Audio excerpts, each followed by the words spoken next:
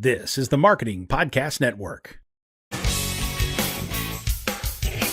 Stories influence, teach, and inspire us. But what about the storytellers who create them? Uncorking a Story profiles storytellers to uncover how their background and life experiences influence the stories they create. We learn what motivates them, their path to success, and what fuels them to keep creating. It all starts by asking one simple question: where does your story begin? Welcome to Uncorking a Story. Now here's your host, Mike Carlin. Well, hello and welcome to Uncorking a Story. I'm your host, Mike Carlin, and today I'm excited to introduce you to Audrey Gale. Audrey long dreamed of being a writer, but never anticipated the circuitous road she'd take to get there. After 20 plus years in the banking industry, she grew tired of corporate gamesmanship and pursued her master's in fiction writing at the University of Southern California. She joins me today on Uncorking a Story to discuss her second novel, The Human Trial, which is the first book in a medical thriller trilogy inspired by Gale's own experiences with the gap between traditional medicine and approaches based on the findings of the great physicists of the 20th century. Welcome to Uncorking Story, Audrey. Thank you so much, Mike. Happy to be here. It's a pleasure. I'm excited to have you here. I can't wait to dig into your latest book. But before we do, I always like to get the backstory. So please tell me, Audrey, where does your story as an author begin? Well, you just kind of touched on it when you read that little blurb about me. It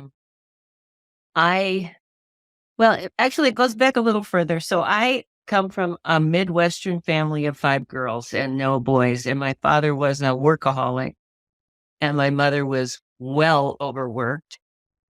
And so when I started to leave home, I was kind of surprised by how differently women and boys and girls, women and men, were treated and thought about and relegated into certain roles. So that kind of surprised me because I didn't have any of that at home. But I did have at home the fact that when my dad came home from work, everything stopped. You know, all the bobby pins had to come out of our hair. We had to show up dressed nicely for dinner. And instead of sort of the woman's dorm that we lived in up until that moment. So that just impressed me over the years, that whatever he did when he left the house seemed to make him more important than all the rest of us. So it's really more surprising I didn't become a writer right away, because even as a child, I always told my sisters I was going to be writing books. I always just felt that that was part of my future. But I wanted to learn what my dad knew. And so I went into the corporate world. I got an undergraduate degree in business, and I ended up in the banking world for a long time. But eventually, it wasn't so much that writing was calling to me, although it was that I just tired of the corporate gamesmanship. You can't be good at something that you're not liking or enjoying. And so I thought it was just time for me to get out. And I had the opportunity to go back to school. I went to USC here in Los Angeles. I got my writing degree, my master's in writing. And that's how and then actually my thesis, I had to write a novel to graduate. My thesis, after some years of refinement, became my first published book, which is called The Sausage Maker's Daughters. And I published it under a somewhat awkward nom de plume. It was AGS, my initials, Johnson. And having already dealt with that through The Sausage Maker's Daughters, I just wanted to make it easier. And actually, it feels more like me to just call me Audrey Gale. So I changed my author name with this book, which is the beginning of a trilogy, a medical thriller trilogy. Well, I want to dig into that, but before we do, you mentioned like telling your sisters when you were younger that you were going to be a writer. What was it that fascinated you about writing, or even about reading? I would imagine back when you were younger.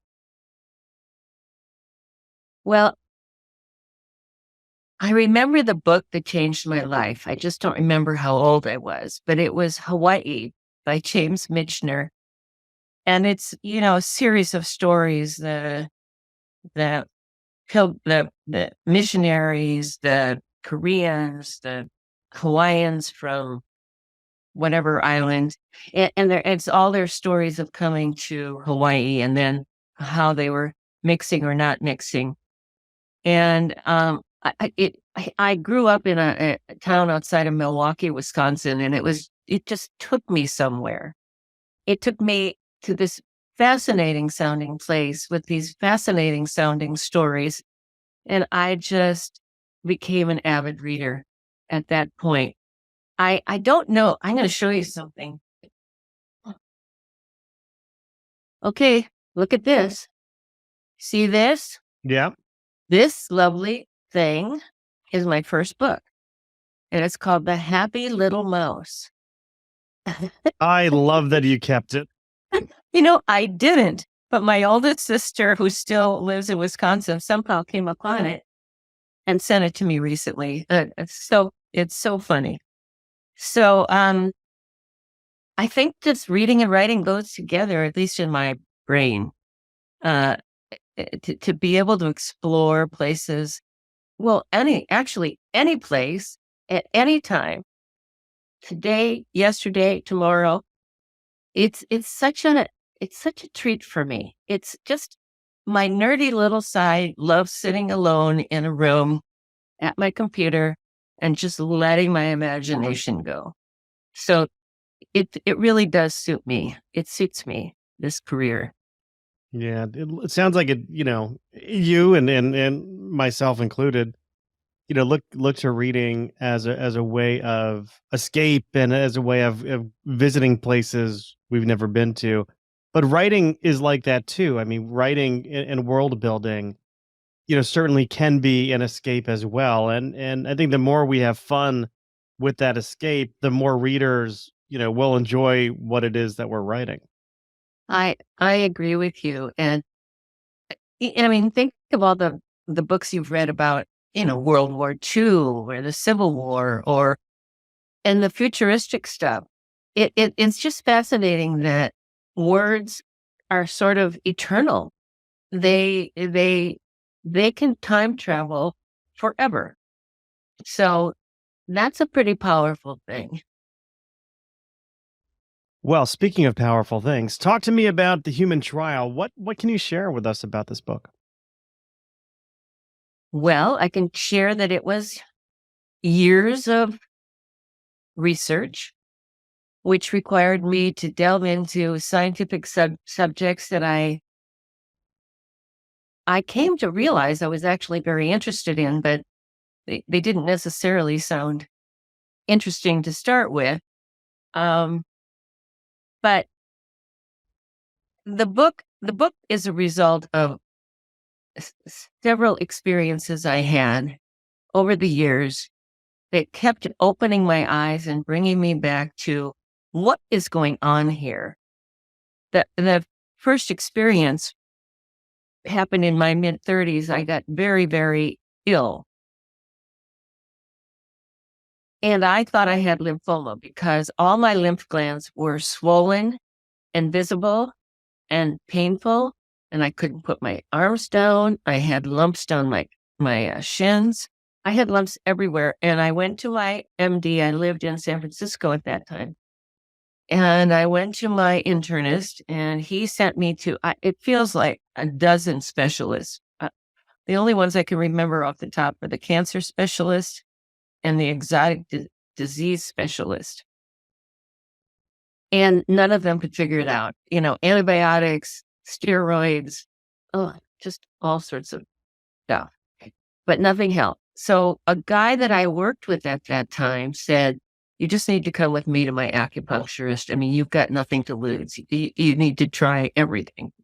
So I thought, well, it's by that time, I didn't have anything to lose. So I went to his acupuncturist with him, and she dabbed one of these lumps, and she said, it doesn't matter what you call this, you have infection all over your body. So she gave me an acupuncture treatment, and I believe there were a couple that came thereafter. And then she sent me next door to her brother, who was also a Chinese doctor. He was an herbalist. And he gave me really nasty, stinky, terrible tasting herbs and said that's all I could have going forward was vegetable smoothies with as much garlic and onion as I could tolerate and these herbs. But the good news was I could have it as many times a day as I wanted it. Now, So was it for the rest of your life or just for like a prescribed period of time? just until I was cured, Okay. which let me tell you, it happened within days. I mean, literally by the overnight, the lumps started to go down, the pain started to go away. I could put my arms down. I started to look and feel normal. And so I went back to my MD internist and I said, I'd like you to examine me and tell me what you think. And he did. And he was absolutely astonished. And he said, what have you done? I told him acupuncture and herbs. And his response was, I think there's a place for Eastern medicine. And I think there's a place for Western medicine. The latter being when your body can no longer fight for itself. So that's a decent response, I guess.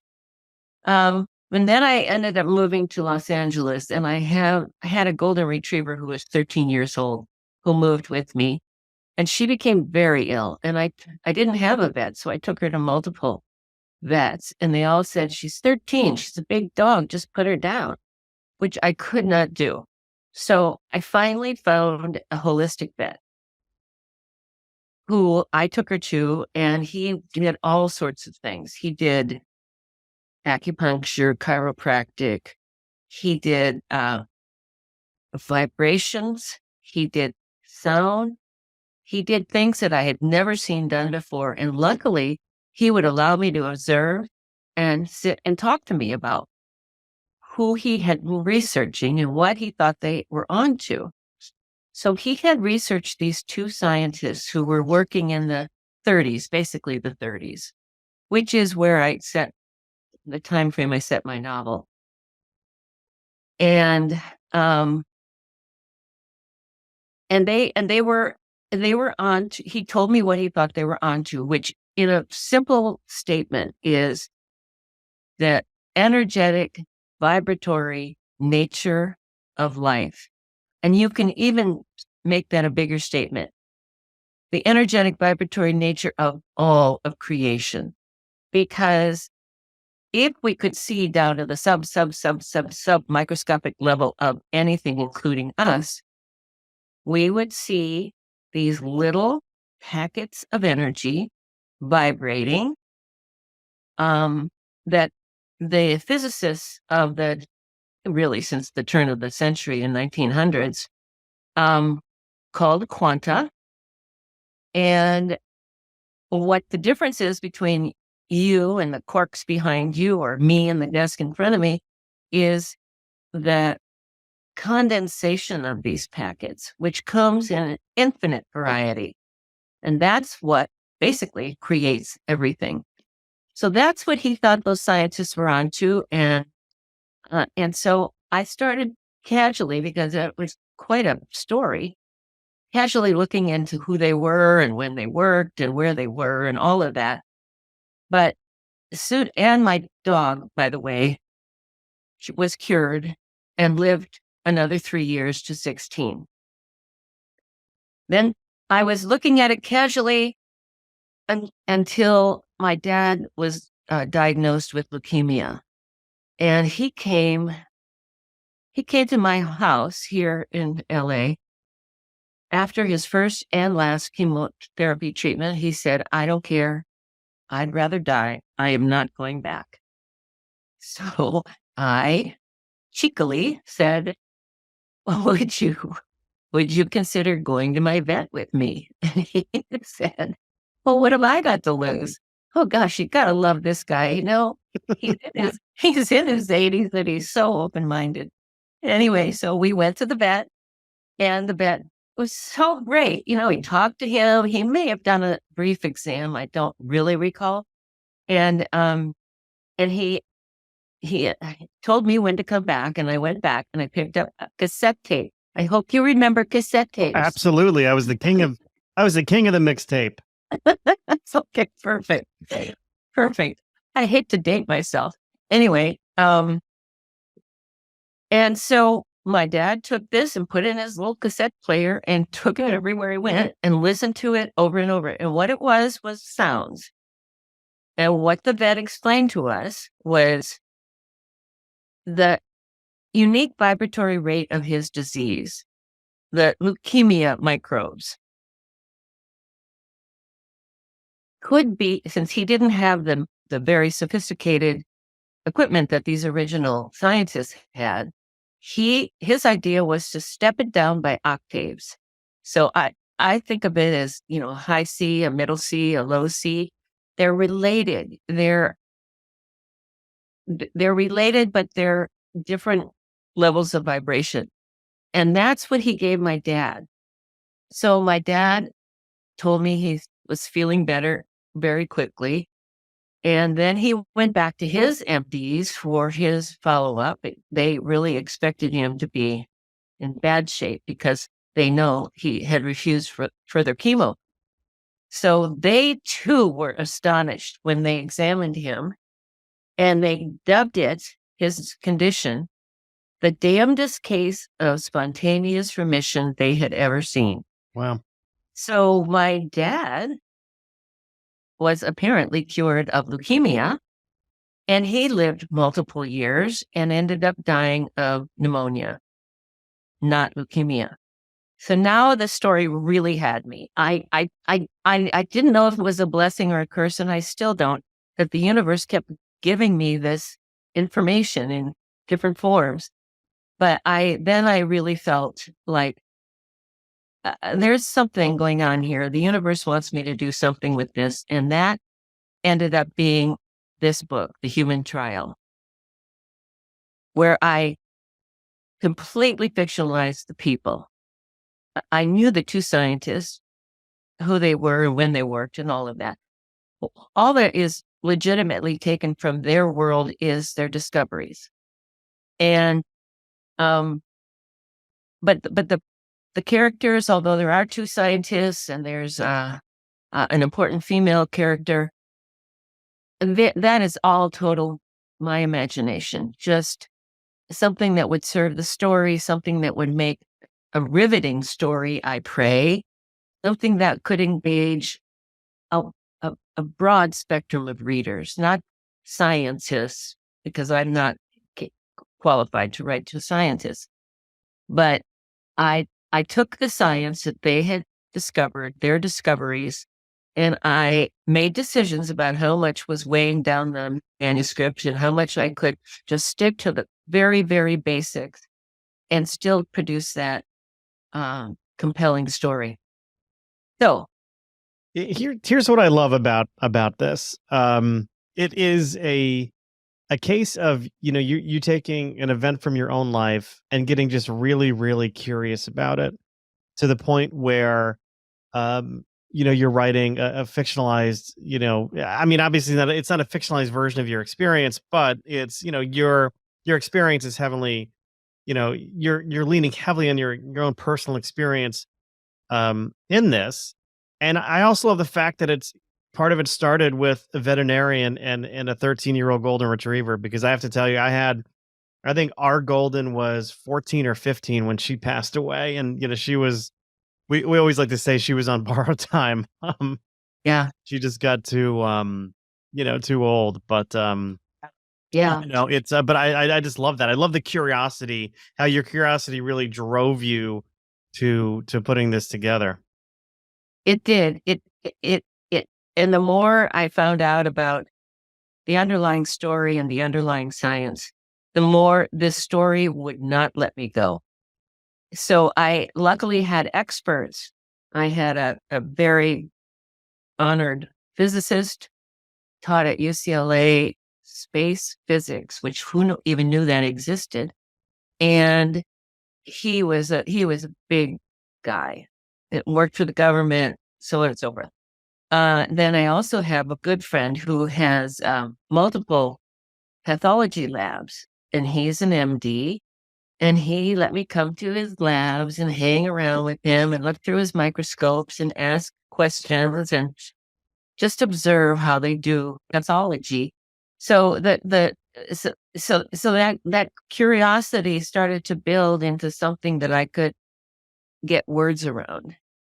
And then where the characters come from, you're a writer. I don't know. They just leap out at you somehow. Some come with gifts their from the name, universe. another gift or another curse. They come. Some come with names, some don't. Some you search for names. But anyway, I just thought it would be important to have the two scientists somewhat represented. So I have a physicist who is creating the breakthrough microscope that was lost when after these guys had made their discoveries, and has never been replicated to this day. And so anyway, I also have writing partners since USC who helped me shape all of this scientific based stuff into, good characters, love or hate, difficult relationships, flaws, all the things that make reading interesting, at least to me. And I like flawed characters because to me, they reflect us to us. Yeah. That's a great way to put it.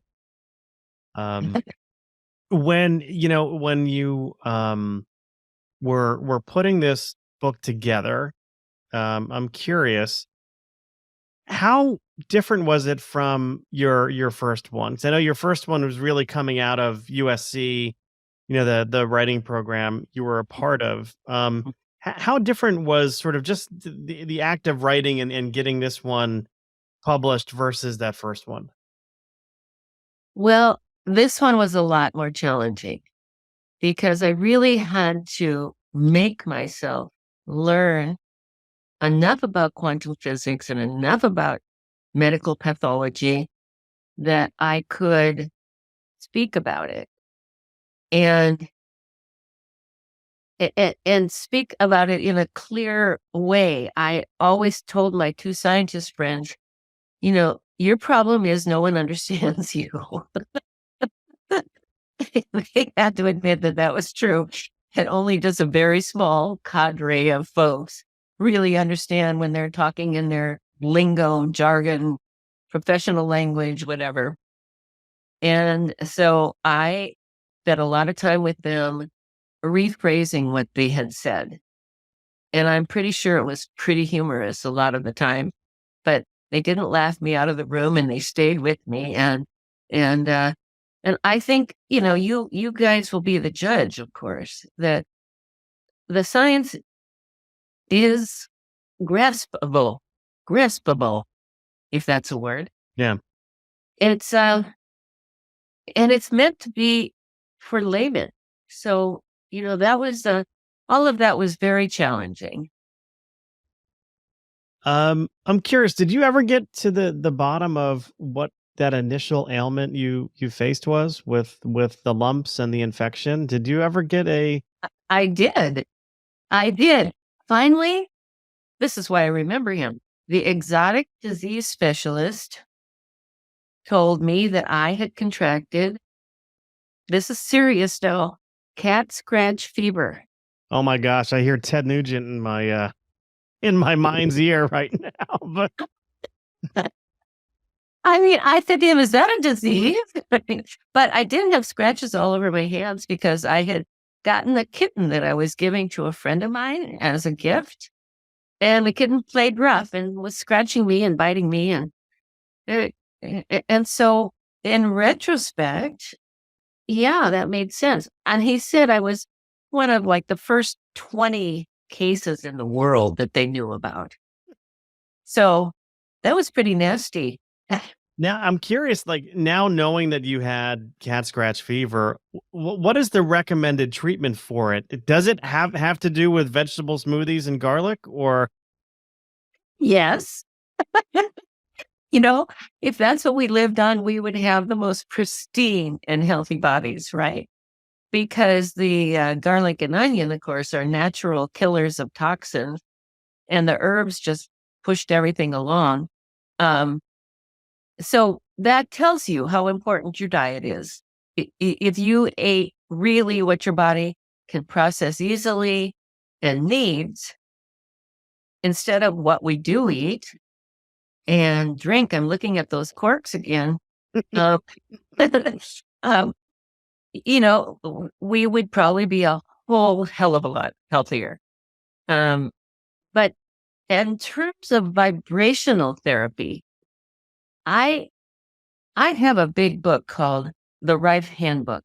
And by the way, I do list books that really, really talk about this science in different ways, but really deeply thoughtful, scientific ways.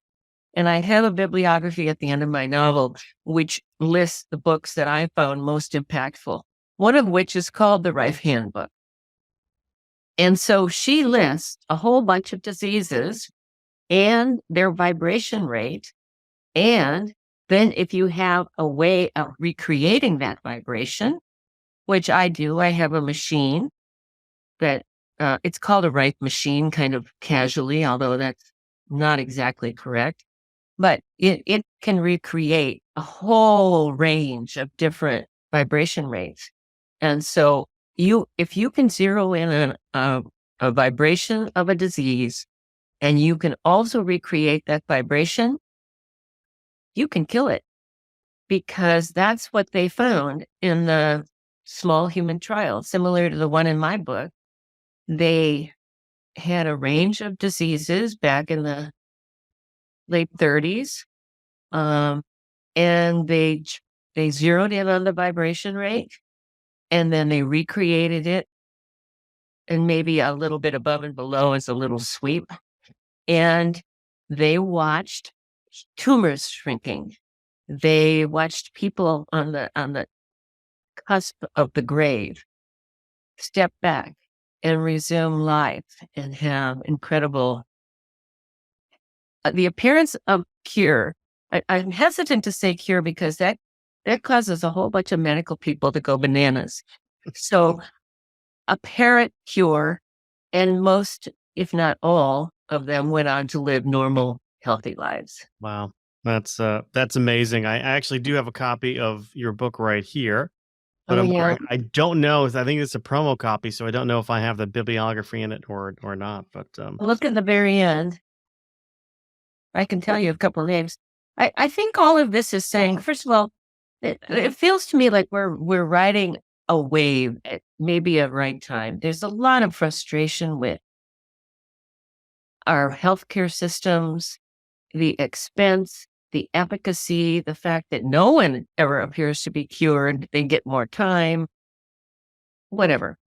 So it seems to me we might be riding the wave of a new paradigm in medicine.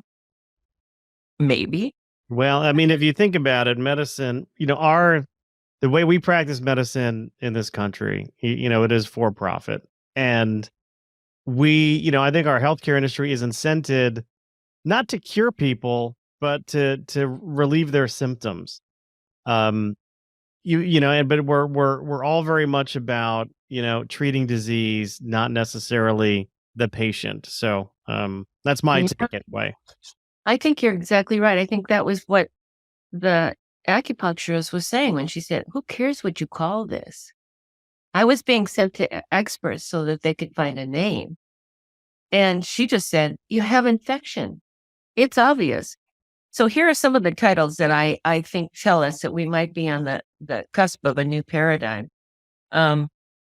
One is, one I think is really telling, is called Life on the Edge, the Coming Age of Quantum Biology.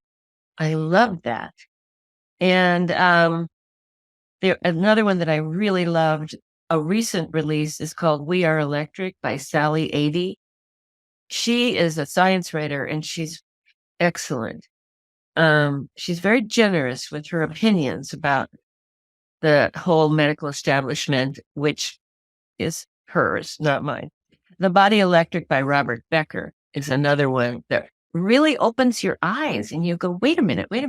So I now had moved to Los Angeles and I asked my new internist, just casually as we were talking, so what do you think? Are we electrical or chemical first? And he was furious, as if I was trying to embarrass him. So what does that tell you? It tells you there's over specialization in the fields of science. There are 40 trillion cells that are having actions and reactions every second at the level of 1 billion. They don't fit into those neat little boxes. So electricity and energy had always been the province of physics and engineering. But medicine to this day, they don't talk about this stuff. And yet it's really quite provable in today's world. There are electronic detection devices that can track and measure your meridians, speaking of acupuncture. And this Dr. Becker in particular did a lot with wound healing, how your electrical system is traveling in a certain direction, but something happens, whatever, you lose a finger, let's just say. All of a sudden, all those pathways reverse and they all head to the site of the wound. And this is fascinating in Dr. Becker's book. He is an MD, by the way. Once at the site, the cells can despecialize into stem cells and then become what's needed next, and then what's needed after that, and then become. It is just mind-boggling. It's mind-boggling, at least to me. I mean, because maybe I'm just a little more sheltered from all of this, but I just found him, and he was a very frustrated medical doctor because he could never get the funding that he wanted to expand his research. And that's a story that's told repeatedly in all of these books, that the funding for these esoteric cures is somehow never forthcoming. Well, you got to wonder who's offering the funding and what's in their best interest. Well, I'll tell you who's offering the funding. We are. There's a lot of taxpayer dollars that go into grants. And of the, I don't have the number at my fingertips, but I think it's close to $1.5 billion is spent on medical research every year in this country. And 96% of that goes to drugs. And a friend of mine who worked at the NIH, I think it was the NIH, it might have been the FDA. Anyway, she said, everything is analyzed on its potential profitability. It's a sad statement. A doctor that I quote liberally from Harvard, currently teaching at Harvard, said, there is only one place in Washington, D.C., where there is absolute bipartisanship, and that is the acceptability of accepting large contributions from the drug companies. Well, that's right. That's just it. It's That might explain it. Yeah, well, I mean, just turn on the TV any given morning, and what are the ads you're seeing? It's all prescription pharmaceuticals. Prescription, and then you're supposed to go tell your doctor, I want such and such. Instead of the doctor, well, whatever. You get what I mean. We'll go off on too much of a tangent if we continue down that path. Because I do want people to know where they can buy the Human Trial. So, Audrey, where can people pick up the Human Trial? Well, you can always go to your bookstore and ask for it. They may have to order it, but it is available to all bookstores, indie bookstores. And of course, Amazon being the big behemoth now in the book world, it's up and running on Amazon under The Human Trial by Audrey Gale, Gale. And Barnes & Noble and Goodreads and maybe BookBub. I mean, those kind of sites all would have access to ordering the book. My website has access to all of those. So you could always go to audreygaleauthor.com and, pick your place. But Amazon has quite a few reviews. The other sites have quite a bit less. And I'm still tracking at 5 stars, maybe just slightly under 5 stars. And have gotten some really nice reviews, and actually went to number 1 when my ebook dropped in Depression era fiction, which is a subcategory of historical. But it also went, after the print book dropped, it went to number 1 in medical thrillers, which just blew me away. Yeah, that's you're now in the land of Robin Cook and Tess Gerritsen. Robin Cook, I actually met him at a conference back in the Sausage Makers Day. Yeah, he invented the genre, so that is really incredible. Yeah, absolutely. He was one of my faves. Audrey, thank you for stopping by Uncorking a Story and letting me uncork yours. Thank you so much. It was a pleasure.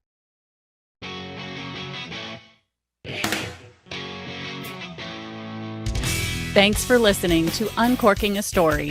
If you'd like more information about today's guest or to find out more about Mike, go to uncorkingastory.com. If you enjoyed the show, please subscribe, rate, and review us at Apple Podcasts, Spotify, or wherever you get your podcasts. Tune in every week to hear Mike Carlin uncork a new story.